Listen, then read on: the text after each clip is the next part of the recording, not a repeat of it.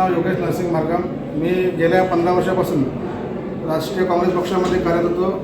माझे नेते प्रणिता शिंदे यांच्या मार्गदर्शनाखाली गेल्या 15 वर्षात मी काँग्रेसमध्ये काम करत असताना काही ठिकाणी दाबण्याचा प्रयत्न करत होते.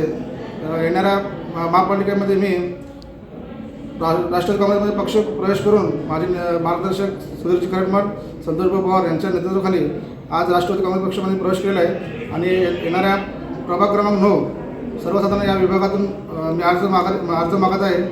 आणि लोकांना माहीत आहे मी 15 वर्षामध्ये काँग्रेस पक्षात असताना प्रत्येक नागरिकांना कामं केलेले आहे. सगळ्यांचे वैयक्तिक अडचण असलेल्या किंवा समाजाचं काम केलेले आहे. आणि माझ्याकडे सध्या पश्चिम महाराष्ट्र पद्मश्री युवक संघटनेचे सेक्रेटरी म्हणून एक मोठं पद आहे. त्या धर्तीवर मी गेल्या अनेक युवक संघटनेमध्ये काम करून लोकांचे चांगलं काम केलेलं आहे. काय समाजाचे प्रश्न आहेत आणि तुमचं विजन काय असणार आहे? आमच्या पद्मश्री समाजाचे 1968 जातीचा पुरावा हे काय ठिकाणी अडत आहे. जातीच्या लोकांसाठी म्हणजे 1991 हे करण्यासाठी मंत्रिमंडळाच्या लोकांना पाठपुरावा करून आणि अजितदादा यांना संपर्क करून ते 8 काढावे असे प्रयत्न करणार. आणि सोलापूर महापालिकेमध्ये माझ्या प्रभागामध्ये मागील 15 वर्षापासून नगरसेवक असलेले काहीच काम न करता फक्त विकासाच्या नावाने डंपा मारायचं हेच काम करतात.